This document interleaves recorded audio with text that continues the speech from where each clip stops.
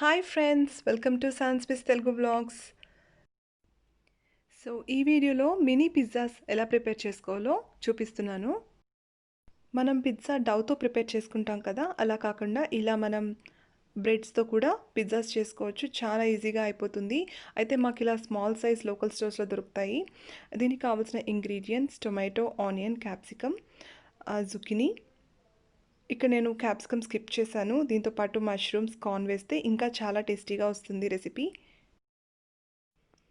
Vegetables మీకు కావాల్సినవి మీరు యాడ్ చేసుకోవచ్చు, అది ఆప్షనల్. అండ్ దీంట్లో నేను మోజరెల్లా చీజ్ యూస్ చేస్తున్నాను. మోజరెల్లా చీజ్ చాలా టేస్టీగా ఉంటుంది. బ్రెడ్ పైన చీజ్, వెజిటేబుల్స్ వేసే ముందు మనం పిజ్జా సాస్ కూడా అప్లై చేస్తే చాలా టేస్టీగా వస్తుంది. ఇక్కడ నేను స్కిప్ చేశాను, బట్ మీరైతే అది యూస్ చేయండి, చాలా టేస్టీగా వస్తుంది.